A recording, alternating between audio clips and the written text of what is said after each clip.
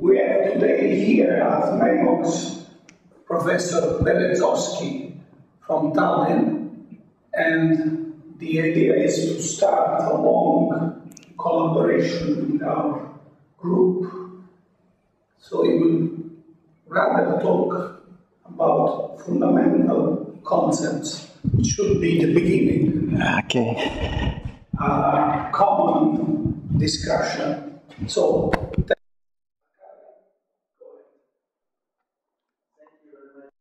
and introduction, and then the title of my presentation is Generalized Thermomechanics with Dual Internal Variables, and I would like to start with my motivation. The motivation means that I would like to describe some kind of microstructured solid. This is usual microstructured solid like concrete. You can see different kind of inclusions in concrete. And then this is more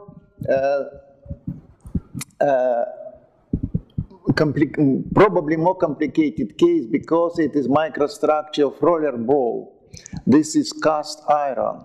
And you can see the flakes of graphite surrounded by ferrite, and this is pearlite somehow. Yeah? And most interesting structure is delivered by shape memory alloys like this copper, aluminum, nickel. This is the martensitic variants, which are coincide to each other, and this alloy display the agonized structure. Before we have chaotic description, but just now we have ordered some. But it is also microstructure which exists in the nature. Okay. And the main problem is wave propagation in solid with such kind of microstructure. Why wave propagation? Because wave propagation is a very good diagnostic tool for material characterization. It is a basis for non-destructive testing of constructions. Okay, waves always accompany impact phenomena, and the moving discontinuities in solids like cracks and phase transformation front can be somehow belong to the wave propagation, at least in time scale. Okay? So, to go to the description of microstructured solids, we need to extend continuum description.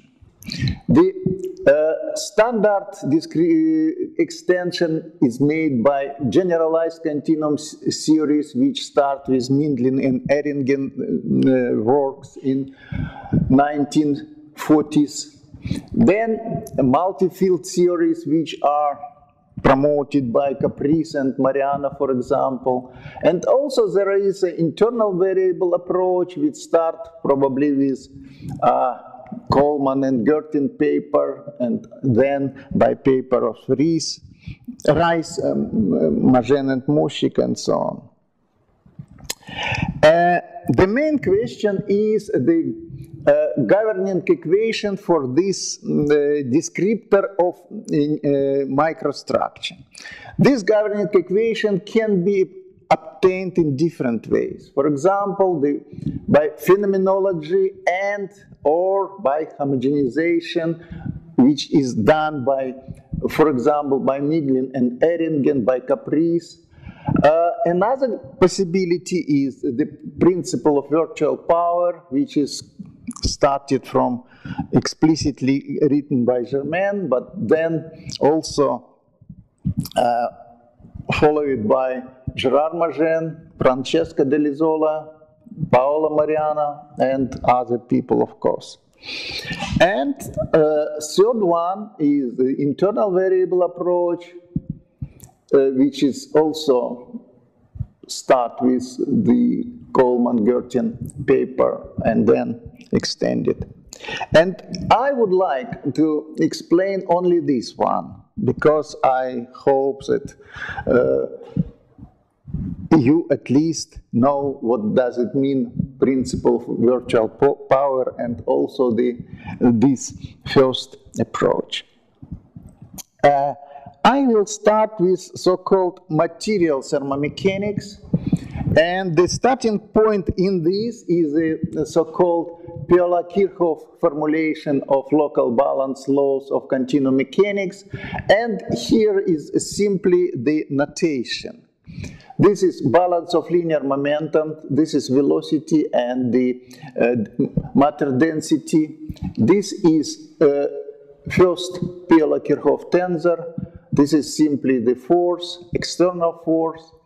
And this is energy, which is kinetic energy and internal energy. And kinetic energy is defined for macro velocity, not micro at all. This is the material heat flux. Material, okay, it is heat flux in some I don't know the real distinction at that time between the special heat flux and material heat flux. It's heat flux up to now. Then we will see what is different. And entropy inequality, it is the time derivative of entropy. This is entropy flux, and this entropy flux in general is more general than this traditional one by means of the so-called extra entropy flux, K, capital K, which in most cases is zero. But it is not the general case, okay? So let's go further, and then we go to the so-called canonical equations, or equations of the material equations, in material formulations of continuum mechanics. It is balance of energy, which just now is written in this form, and so-called H internal is by definition is this one.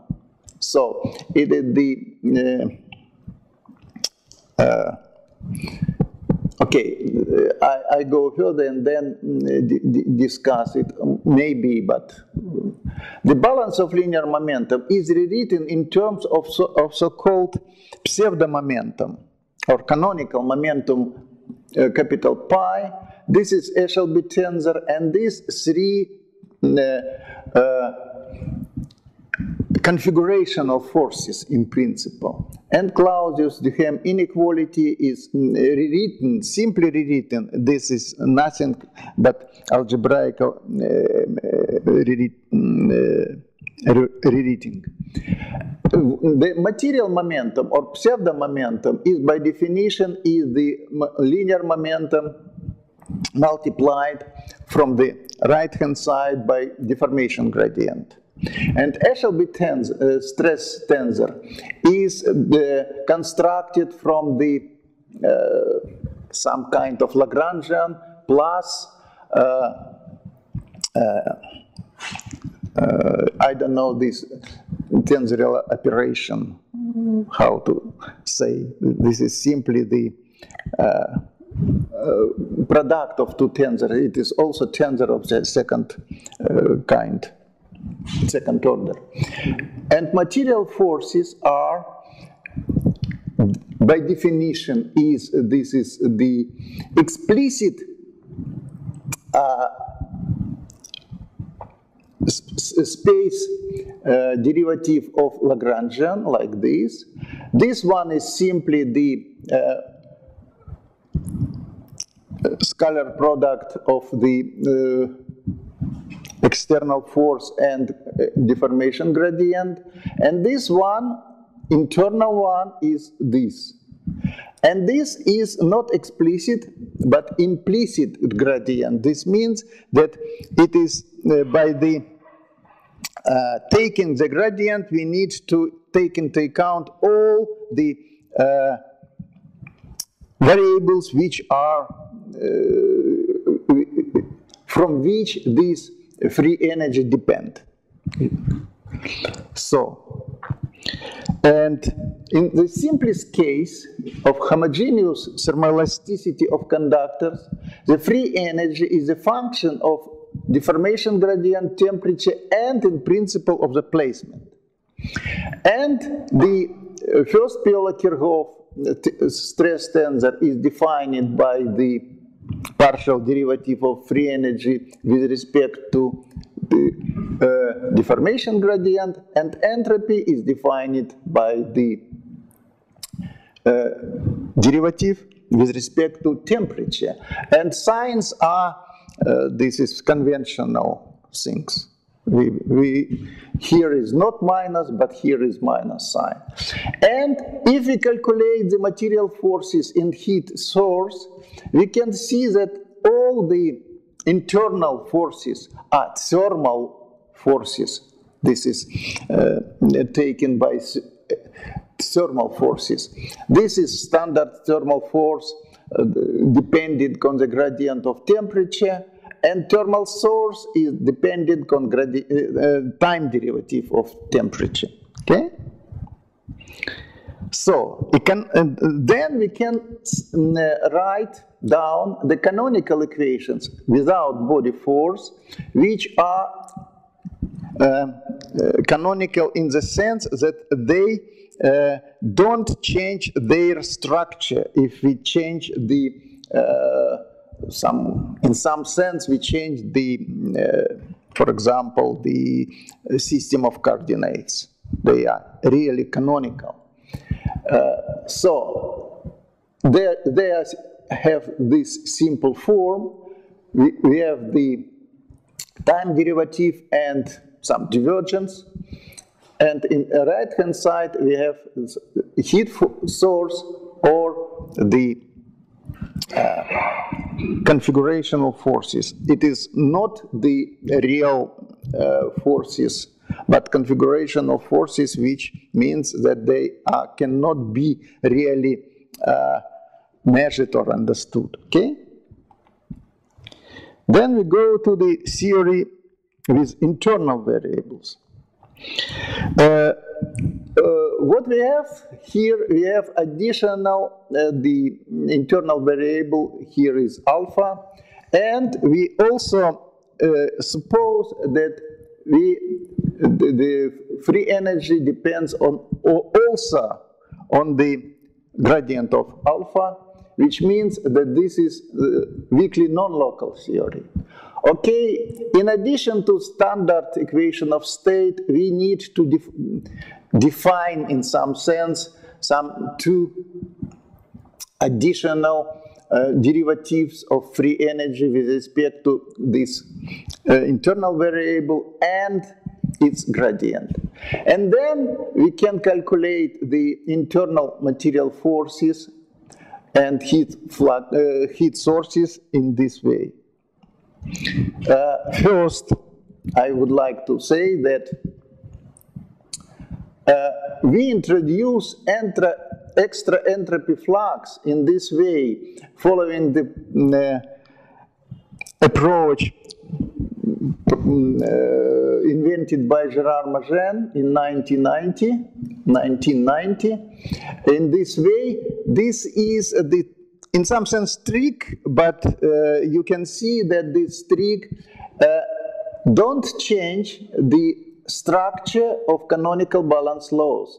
But we have here some modifications of Eshelby stress and heat flux. And also we can introduce so-called intrinsic force and heat source, but the thermal source terms were the same as previously, but the modifications are here. So we can see that heat flux is modified by the influence of internal variables. Eshelby tensor is also modified by this, and intrinsic source terms, both for force and heat source, also depend only on the internal variables.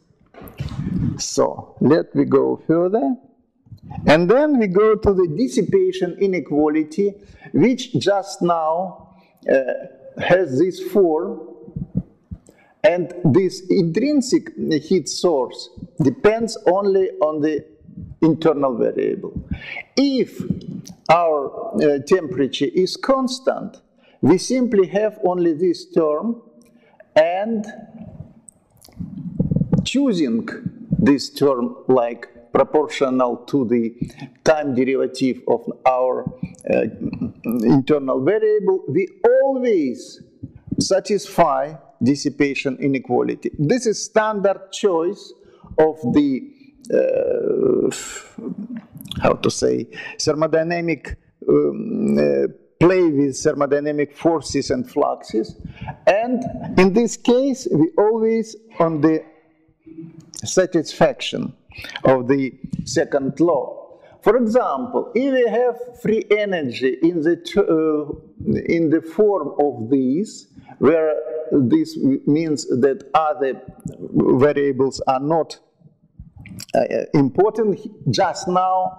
So if we have the free energy having two terms, one is depending only on our internal variables, and second one only on the square of gradient, we immediately go to the Ginzburg-Landau or Allen-Kahn equation through this theory. So in this case, in the case of choice of free energy in this form, we go to the evolution equation for internal variable in the form of Ginzburg-Landau or Allen-Kahn equation, which is enormously broadly applied to reaction diffusion equation processes, at least. Okay. So just now we have this kind of single variable theory, which finished with this evolution equation, which is first order in time, and we can go further to the dual internal variables, which means that we add some more internal variables. Why we need to do that? We can see further, but just now it is the technique is absolutely the same as previously.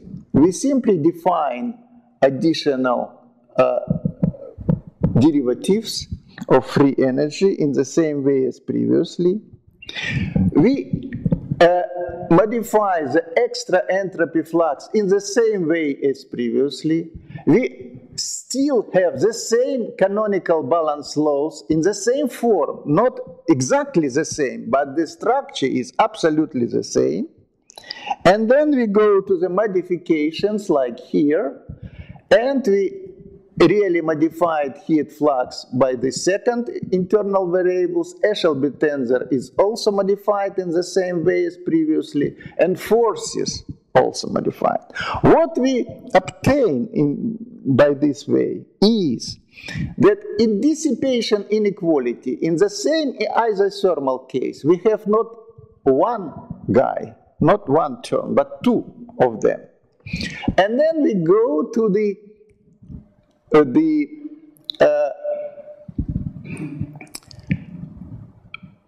general solution of this, the inequality in this form, where it is the positive definite matrix, conductivity matrix. And we can simply analyze what kind of matrix we can obtain. If we have antisymmetric case, like this one, we have evolution equations in this form. This is, in antisymmetric case, you see that dissipation inequality is always zero. It's not, no entropy production, yeah? And then, In very simple case, when we start with quadratic dependence of free energy of beta, we obtain evolution equation in this form and immediately obtain second order evolution equation for the primary internal variable. This is what we obtain introducing second internal variable. We can obtain in simple case, of course it is simple case, the second order evolution equation for internal variable. And now I would like to go to the generalized continua, which means that just now I simply show you the scheme which is given by Forest. So the continuum medium can be divided in so-called local action and non-local. So non-local theory we don't describe here, and in local action we have simple and non-simple material. Simple material go to the Cauchy continuum, and non-simple material can be characterized by higher order media or higher grade media, like we can hear yesterday. And okay, and then higher order media, this is or Cassira or micromorphic, and higher grade, it's a lot of possibilities, but we stop here by second gradient and gradient of internal variables. And this higher order and higher grade theories can be classified in this way. So here we have only one kinematic variable, and we can take all the possible derivatives, the space derivatives of that, and obtain higher grade series. And in higher order series, we apply additional fields like this one and this one. This is the same kinematic variable, but this one is microdeformation. And this is the gradient of microdeformation. And these two lines can be somehow identified if we apply that our microdeformation is gradient of deformation, standard deformation. We simply go to strain gradient theory. But we cannot go back, you see, only this way. And if we have this identification with the, this is the spin vector, and this spin vector can be identified with the gradient of deformation, gradient of displacement. No, deformation. So we can obtain the couple stress theory. So just now I simply show you the Mindlin theory. In Mindlin theory we have classical strain tensor, relative strain deformation tensor. It is Mindlin idea. This is microdeformation and this is distortion, so we can have the relative deformation tensor. Then microdeformation gradient, this one, and in addition to the Cauchy stress, we have relative stress and double stress in this way. And then we go to the, in the case of centrosymmetric isotropic materials, we can calculate the Cauchy stress in this way, relative stress in this way, and double stress in this way. So you can imagine how many coefficients we need to introduce. But nevertheless, we can Mindlin write the equation of motion without body forces in this way. And this is the evolution equation for microdeformation, which is obtained by the simply introducing of kinetic energy with some kind of micro-inertia tensor. So micro-inertia should be introduced phenomenologically. So these two balance laws are introduced independently. Yeah? So let's rearrange the Mindlin theory in such a way that we consider not the relative deformation but only distortion, and in this way we simply modify stresses. Double stress is not changed, and Cauchy stress take more complicated form, but at that time the evolution equations have the more or less the standard form like we can see in the standard continuum mechanics. So we have the linear momentum. This is time derivative of velocity, and this is divergence of Cauchy stress. And this is also the rewritten Mindlin second order evolution equation for microdeformation. Just now we simply identify this microdeformation with our internal variable alpha. And the evolution equation for alpha was in this way. And if we take this, instead of alpha microdeformation tensor, we obtain this kind of evolution equation. And you can see the full identification with Mindlin theory. Mindlin theory introduced this, we obtain this. We don't know these coefficients in principle. We need constitutive equation for that. But the structure of equations are simply the same. So, what I would like to say that our second dual internal variable theory recover any kind of generalized continuum theory simply by the identification of internal variables with known introduced. For example, by Mindlin introduced the microdeformation, somebody can introduce something else, but still the structure of theory should be the same. This is what I would like to say.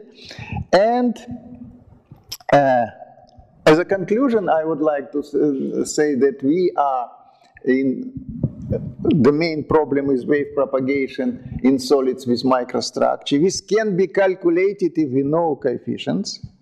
Okay, so internal variable approach can be considered as power as the generalized continuum mechanics, and we also can take the coupling between microdeformation and microtemperature, but this is the subject of another presentation. Thank you very much for your kind attention. Look, you have a second presentation. Yeah, I have it. So, If maybe it is how we discuss, but normally, in principle, this is much more simpler because it is one dimensional. This is the theory. But okay, now I have understood a little bit more, and also Luca, I think this is the most efficient way we have to proceed, because now we have understood. Yes, something. Now the idea is to go ahead and to try to find a Lagrangian structure inside. Yes, this was Which possible. For instance, I have a question. You have said that you include in your treatment Mindlin's treatment. In some sense, we recover, not include. You recover, which means what? If we have our theory and consider our internal variable, first one, as a microdeformation introduced by Mindlin, we don't need to introduce second balance equation. We simply obtain it, but the structure is the same. This is what I simply say. So this means that in this particular case, your theory is already variational. Maybe, I don't know. It's variational. Yeah, this is not... Whenever you recover midly, you are variational. Yes, you are right, because this is not dissipation at all. So in this case, the variational theory and our theory is the same power. No. So the idea is to try to discover which is the difference between your more general model and Midlin's model, where variational principle can be formulated, and where and when dissipation potential must be included, or if there is a difference so big that you cannot recover your theory even adding dissipation potential. Yes, I agree with that. This we have to understand. Yeah. For making clear the point of our discussion. Up to now, here, just now, the Mindlin theory, variational theory, and our theory is the same because of the zero dissipation. So thanks a lot. The coefficients of your theory are unknown as well as are unknown the others. Yes, the same as in Mindlin. It is. In this case, you can have a procedure to have the dissipation.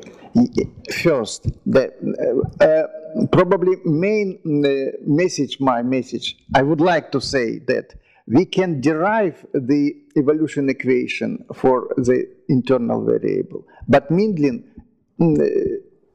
need to suggest that it is guess. But in our case, it goes from the dissipation equality, not inequality, but equality, you see. The form, not the all coefficients, but the structure of evolution equation, second order. You see, the single internal variables, as I shown, the only first order evolution equation like Ginzburg-Landau.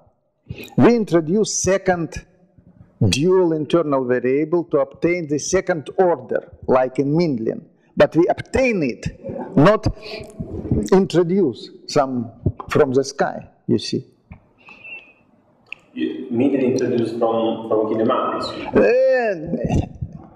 In kinematics, he said that, okay, we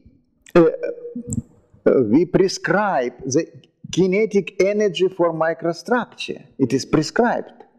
It is not from the kinematics.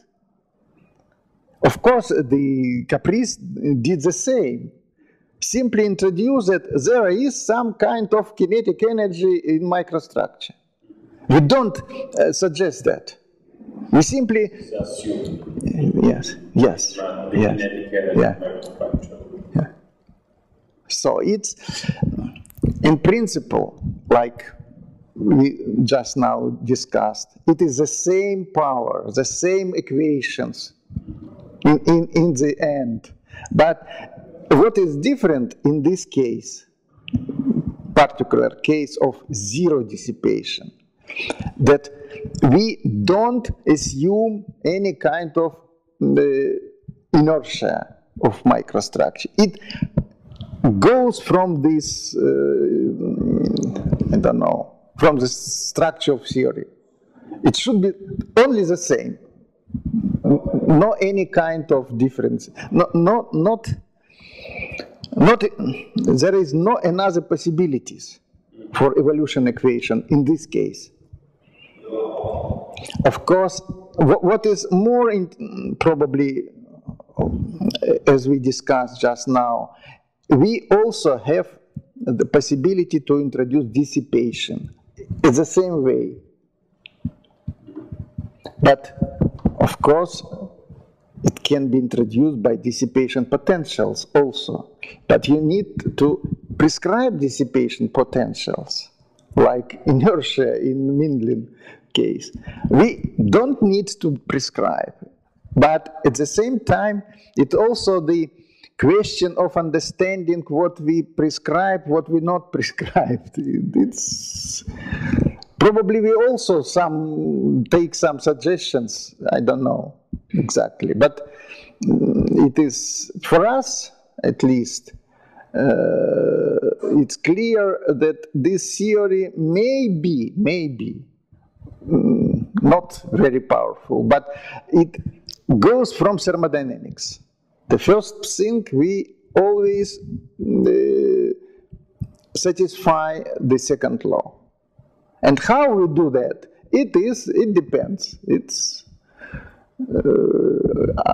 just now it not need to be satisfied because zero dissipation, but if we have dissipation, we need to satisfy.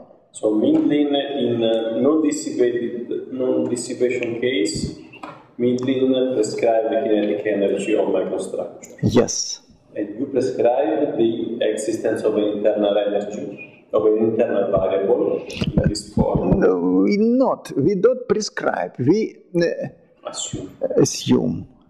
You see, that if we don't know something, what we do usually? We assume that, okay, maybe we introduce some additional variable and see what happens. Mm-hmm. Because, you see, if you have the hard solids without deformation, you cannot describe this deformation. And you really assume that there is some deformation, in principle, it can be internal variables, stress and strain. You can introduce in the same way as we introduce this one and obtain the same theory. But what is different? Strain and stress are internal degrees of freedom, which means that they are governed by the boundary conditions. You change something in boundary, for example, displacement, you change the situation inside. Yeah? But in case of internal variables, it's not so. Internal variables are internal in the sense that they are observable but not controllable in some sense. You have some boundary condition for this? It is a very special case. When we calculate, we need something. You're right. Yeah. But we go to the formulation of such kind of boundary conditions from the extra entropy flux. We simply prescribe that extra entropy flux cannot appear at the boundary. It is more or less natural. It is extra entropy flux. It is not standard entropy flux. And it depends only on the internal variables. So it cannot be observable at the boundaries. And from this condition, we obtain boundary conditions from internal variables for calculations. But in principle, we don't need it in theory. But for calculations, of course, we have the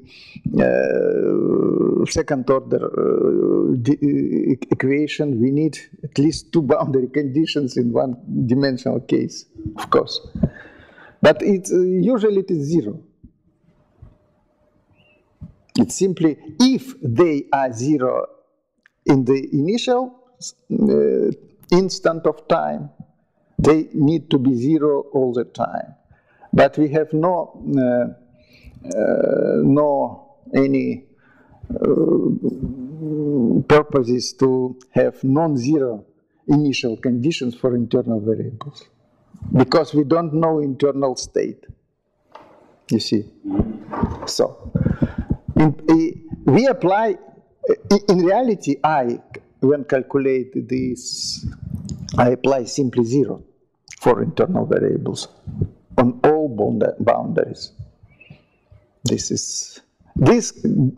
But this follows from the principle of 0 extra entropy flux.